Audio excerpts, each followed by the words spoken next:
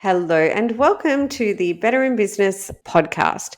So, in today's episode, I am sharing with you how to architecture your life for 2024. Okay, so the year is coming to a close. I absolutely recommend that you listen to the episode I did late last year, which was the 2023 work life reset. Yeah, that is a great one. It is going to help you do better in 2024. But I wanted to share something new, at the end of this year, which is your 2024 architecture your life. I do this with my coaching clients. I do this with my business buddies. I do this with my entrepreneurial friends and they all love it. And they're always like, oh my goodness, Jeannie, thank you. This is the stuff. Okay. So my friends, this is the stuff. Yeah. What are you working for? We're going to talk about this today in a high impact podcast. And so without further ado, how about we get stuck in? For more information on this episode or how to work with me, check out the show notes or visit betterinbusiness.global. You've tuned into Better in Business with Jeannie. As an award-winning strategic bookkeeper and business veteran, I am dedicated to helping entrepreneurs learn, grow, and prosper. This podcast aims to challenge your thinking. If you're not thinking the right way, how can you act the right way? Each episode will dive into key drivers of success, which I also call the rules of the game. Learn the rules, play to win. Let's go. I like to start every episode by reminding you that it is globally recognized that pillar one for the success of any business is up-to-date, accurate bookkeeping. If your books are not right up to date, tune into episode 1, please. You can also get in touch with me if you'd like some help. Hello, my friends. So I want to let you know at the beginning of this podcast that occasionally, and in this case I am doing this, I am going to record one podcast for both my platforms.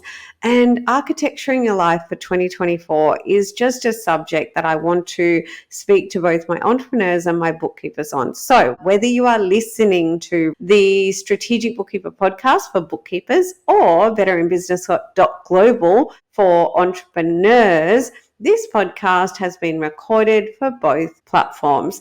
So the first thing I'll say is absolutely do listen to the podcast I did late 2022 called the 2023 Work-Life Reset. Okay, so I did that at the end of last year and it's a really different one to this one. It's fast. It's 20 minutes, but I used the formula that I talk about in that one to impact my life for 2023 and it was really cool. And I know other people that it impacted really, really quickly. Okay, so I would recommend that you spend 20 minutes listening to that one as well. We'll drop a link in the show notes to that podcast, okay? In this podcast, I want to encourage you to architecture your life for 2024. And now this is something that I talk to my clients and my friends about a fair bit, okay? So oftentimes my clients might talk to me about business things that they're going through. Of course they do. And my friends who own businesses, okay? So my business buddies, my entrepreneurial friends, my clients, when they come to me and they say, this is happening for me and I think I need to fix this and I think I need to do this, and I talk to them about their businesses, whether that is in a formal setting as a business coach, or an informal setting, I always find myself coming back to at some point saying to them, look, what are you doing it all for? And I ask them to go away and architecture their life. And I did this with some clients recently and they were so excited. They were like, oh my God, of course, right? It's like, seriously, the end game. We can talk about the mechanics of business all we like. However, we need to really always be coming back to why we're doing it all. Now, as entrepreneurs, our businesses should give us a lot of purpose. If you don't love your business, you need to make changes in order to love your business, or I suggest you get out of it. Yeah. You should absolutely love your business. Okay. So if I meet an entrepreneur that tells me that they hate their business, either I help them change that very quickly, or I exit plan with them. Okay. It's non-negotiable. You don't stay in a business you hate. Okay. So this podcast is not to tell you how to fix your business or how to exit plan. If you want a hand with that, I would say just reach out to me. You know how to find me. It's all in the podcast. This podcast is about architecturing your life. So what do I mean by that, and how are you going to do it? Really, really simple. Yeah. In terms of your life, and most of the entrepreneurs I work with tend to be mums and dads, but even if you're not a mum or a dad, all the same. But I want you to just think about, what do you want your day-to-day life to look like in the short term, in the medium term, in the long term? And this usually relates to a few things, okay? So first of all, there is your mental, spiritual, and physical health, okay? So take stock of that. You know, how are you going in terms of your mental, spiritual, physical health, yeah? So physically, you know, are you getting the time to keep yourself physically fit, which is really about food and moving, yeah? So are you moving enough? Are you eating like you'd like to eat? Yeah. And then mentally and spiritually. So how's your mental health? Yeah. How's your spiritual health? And I'll give myself as an example. So absolutely in my life, I come first. Yeah. I believe everybody should put themselves first. That is how we show up for those we love and serve as our best selves. Yeah. So I believe that we should all prioritize our own physical, mental, spiritual health first. That's what I do. Okay. Now, as an entrepreneur, it's a bit of a roller coaster, as I've said before. And so sometimes I have to sacrifice a little bit of the things that I want to do in an effort to maybe kick some goals. And an example is when I was rolling out my passion project in about mid this year, I didn't get to go to my favorite Latin dance events. I had to skip Latin school sometimes.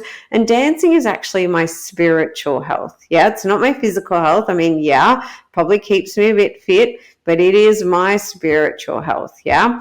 So when I do that, I feel like I will say to myself, it's okay to do that a few times, but it can't continue, because in terms of architecturing my life, yeah, that needs to happen. And then for my physical health, there's certain movement activities I like to do. I love to cook beautiful, nourishing food, all those kind of things, right? So if any of that's suffering, I take stock of that. And I invest in my mental health with just personal growth activities and also journaling and things like that.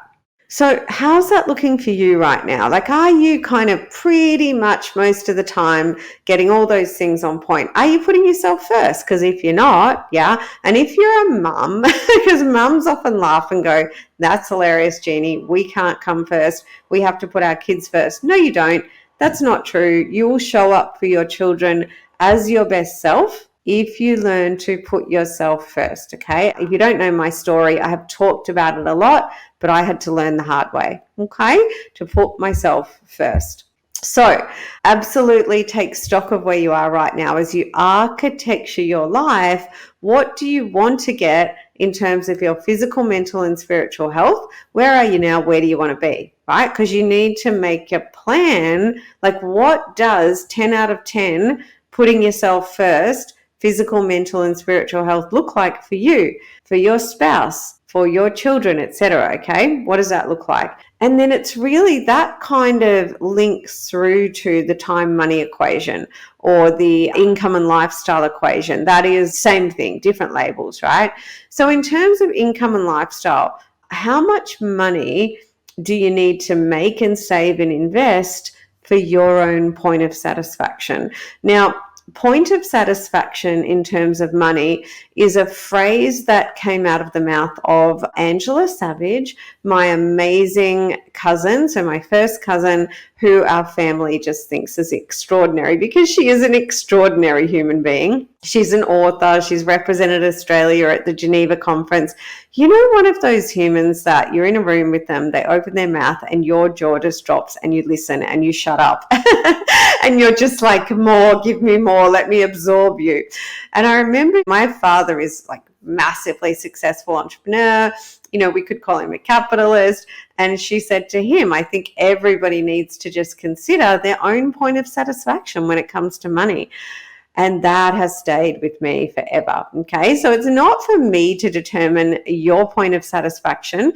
It is for you to architect your life. Yeah. Because I'm sure we all know that money's not everything and it doesn't buy happiness. I've been asked over the years why I don't work more, like why I take so much time off. And it does make me laugh, right? I think, oh my goodness.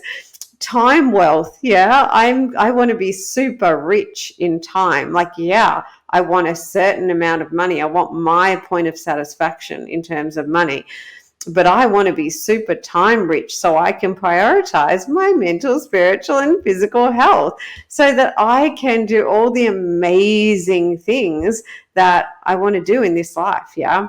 And I'll read a quote from Hunter S. Thompson.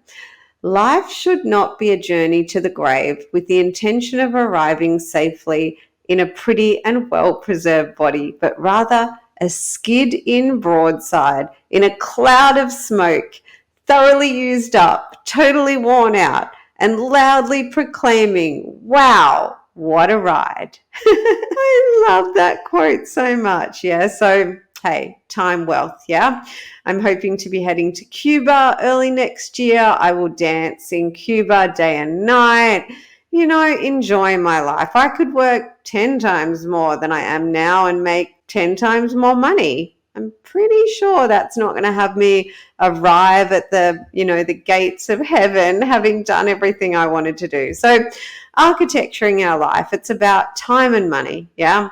So when it comes to money, I just want you to think, what do you need to earn? Yeah, because you need to really figure out, what do I need to earn? And of that, what are the investments that I want to make in terms of, you know, setting myself up for retirement, etc. Yeah. And then how much time do I want? So you need to do a bit of a what's happening now, where do I want to be? Architecture your life. How much time do I want for myself to spend on mental, physical, spiritual health? You know, are there hobbies and dreams you've got? Do you want to learn French? Do you want to learn to Latin dance? Do you want to take up another hobby? Do you want to, whatever you want to do? Yeah, pickleball. That sounds fun to me. Something I want to try. I want to learn Spanish. I've been learning French. Yeah, I need to pivot to Spanish because I'm going to go to Cuba. So basically, I want you to think about the time equation. How much time are you spending with your kids? Like, I think we never get enough time with our kids, yeah? With my son, he's at home, he's not in school, and coming up soon when I've got a week where I feel like I don't have as much on, I've said to him, we're going to do a detox from tech and we're going to spend a week where I'm really passionate about the absence of toxic vegetable oils in our diet, and it's almost impossible to do, but I do it. I eat no vegetable oil. Most people think it's a really hard way to live, but I don't think it is for the rewards on our body and our brains. And so my son does quite well, but he still consumes a fair bit because it's so hard to avoid. And for a whole week, he's committing to me that we will both do that. But to do that, I want to make sure that he doesn't miss out. So whatever he wants to eat, which if we went to a restaurant, it would be, you know, fried in vegetable oil, whatever.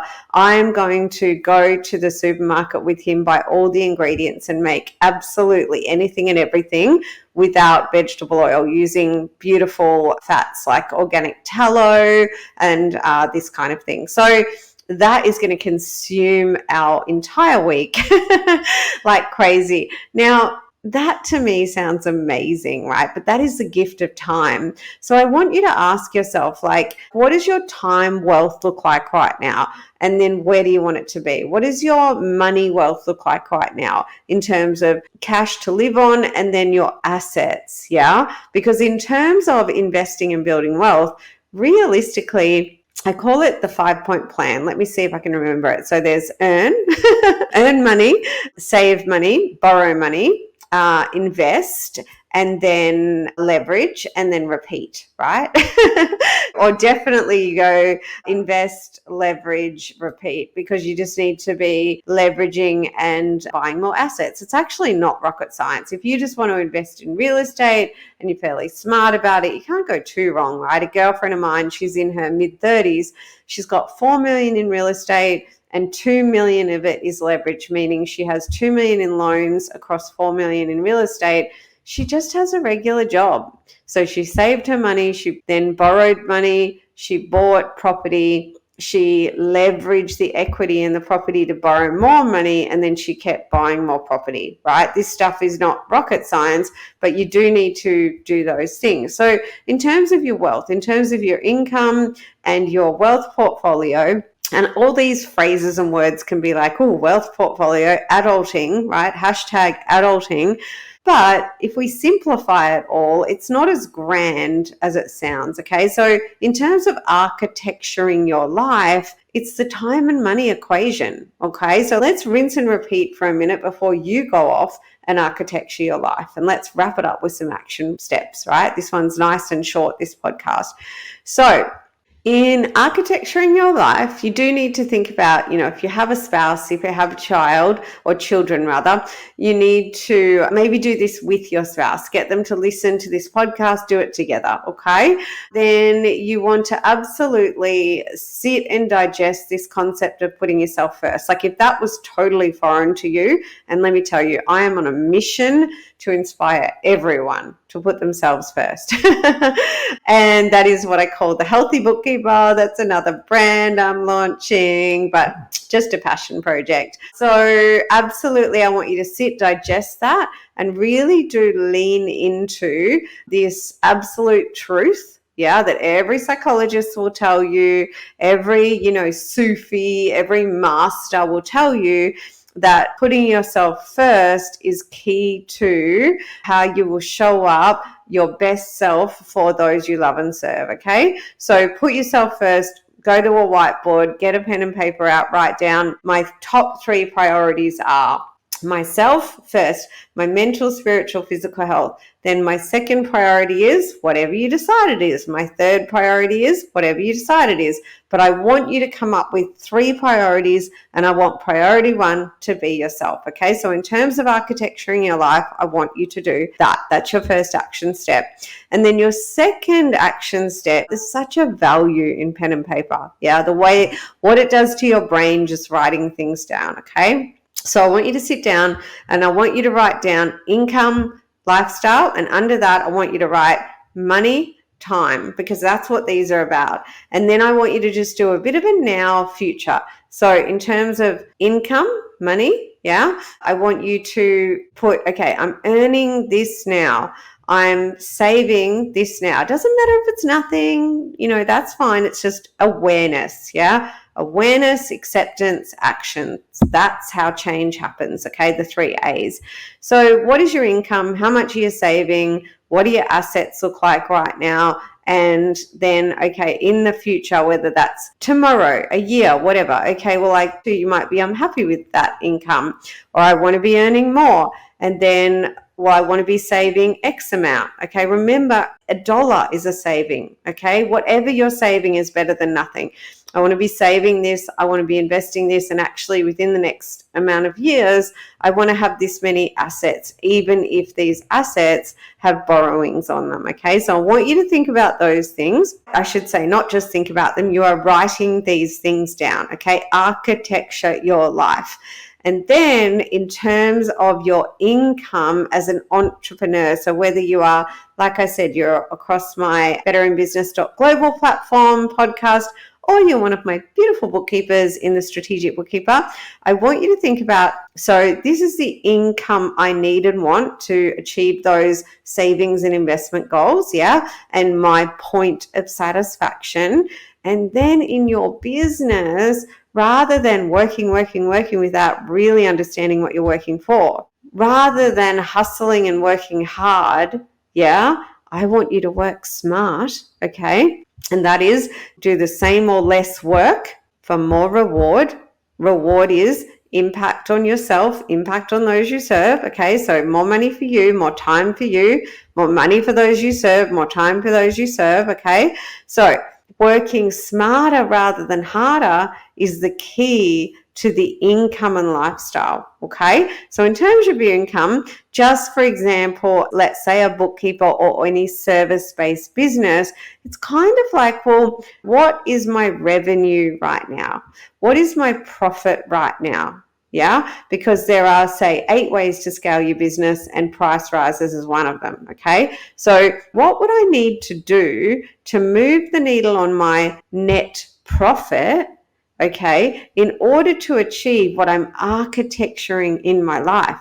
And really drill down into that, okay? Because sometimes you might be able to identify that actually I just need this. I just need this many clients. Actually, I just need my current clients to be doing something else or whatever it is. But too often we just move ahead, growing our business without really focusing on the net profit we need and taking a bottom-up approach. Okay, that means always looking at the net profit first and then going up the profit and loss, not down the profit and loss. Okay, and if you want any help with these things, you know where to find me. Okay, so in terms of your income on this sheet that you're writing down, I want you to think of those things. And I want to give you an example of people who are getting it really right, okay? Because success leaves clues. So I have a client who's been with me for so long, and him and I caught up recently in my bookkeeping practice. We did our annual planning and strategy session. It was awesome. It always is awesome. And I found out exactly what's happening in his business, in his life right now. And he is one of the smartest business operators I have ever met. And I tell you what he's really good at. He's really good at not growing his business, yeah, which in turn stabilizes and grows his net profit. So he actually looks at his business very analytically. He makes a decision not to do a whole lot of work. He micro niches, which is a great idea all the time.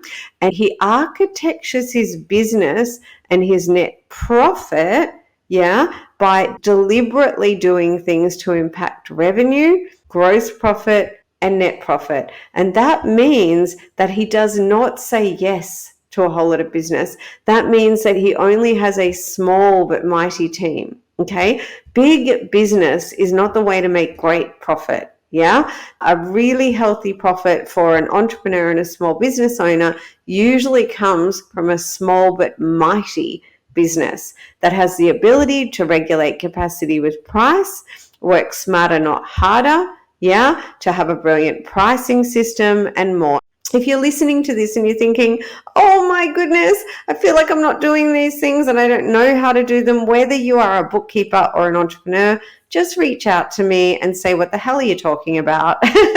Or just say, I need help, okay? And I will have a conversation with you. I will connect you with the right people, the right resources. We've got resources on both sides that can serve you on all of this, okay? My point here is when you are writing down those income items and you're thinking about that point of satisfaction in the income, the last thing I want you to do is grow your business. I don't want you thinking about that. I want you to grow your net profit.